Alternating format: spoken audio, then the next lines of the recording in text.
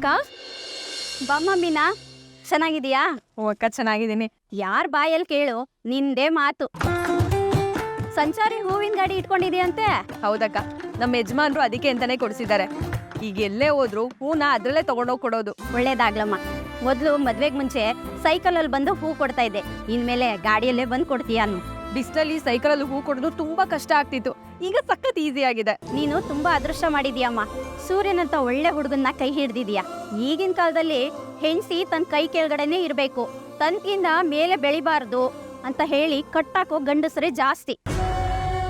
ಆದ್ರೆ ನಿನ್ ಗಂಡ ನಿನ್ಗೆ ಗಾಡಿ ಕೊಡ್ಸಿದ್ದಾನೆ, ನೀನ್ ಇಷ್ಟಪಡೋ ಕೆಲಸನೇ ಮಾಡುವಂತ ಎಲ್ಲ ವ್ಯವಸ್ಥೆನೂ ಮಾಡ್ಕೊಟ್ಟಿದ್ದಾನೆ. ನೀನು ತುಂಬಾ ಚೆನ್ನಾಗಿರ್ತೀಯ ಅಮ್ಮ. ತಗೋ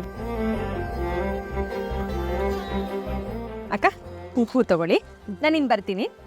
ಮೀನಾ, ಒಂದ್ ನಿಮಿಷ ಅಂಗಡಿಯಲ್ಲೇ ಇದ್ದು ಅಂಗಡಿ ನೋಡ್ಕೊಂತೀಯಮ್ಮ. ನನ್ನ ಮಗಳು ಬಂದ್ಮೇಲೆ ಹೋಗೋಣ ಅನ್ಕೊಂಡೆ, ಆದ್ರೆ ಯಾವ್ದೋ ಕೊರಿಯರ್ ಬಂದಿದೆ ಅಂತ ಫೋನ್ ಮಾಡಿದ್ರು. ಸ್ವಲ್ಪ ಹೋಗ್ ಬರ್ತೀನಮ್ಮ. ಅಕ್ಕ, ಲೇಟ್ ಆಗೋಗಿದೆ ಅಕ್ಕ, ಇನ್ನೂ ಒಂದ್ 2-3 ಕಡೆ ಹೋಗಿ ಹೂ ಕೊಡ್ಬೇಕು. 2 ನಿಮಿಷ ಬಂದ್ಬಿಡ್ತೀನಮ್ಮ.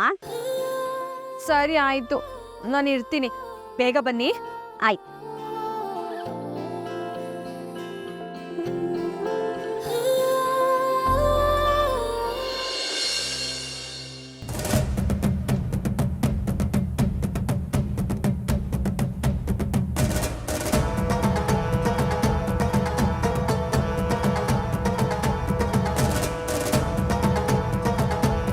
ಮೇಡಮ್, ಐಬ್ರೋಸ್ ಕಂಪ್ಲೀಟ್ ಆಯಿತು.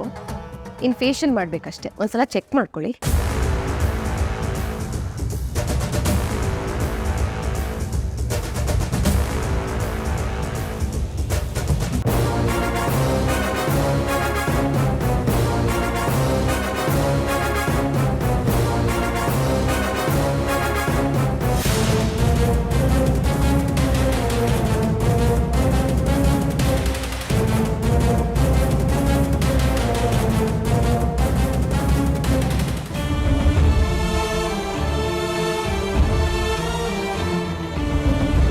ಜಯ, ಫುಲ್ ದುಡ್ಡು ತೊಗೊಂಡಿದ್ಯಾ?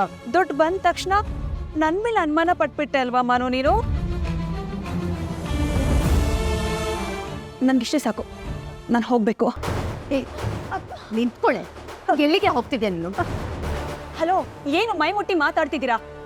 I have to go. ಬಾರೆ ಇಲ್ಲಿ. ನಿನ್ನ ಜುಟ್ಟು ಹಿಡಿದು ಮಾತಾಡೋ ಅಧಿಕಾರ ನನಗೂ ಇದೆ ಕಣೆ.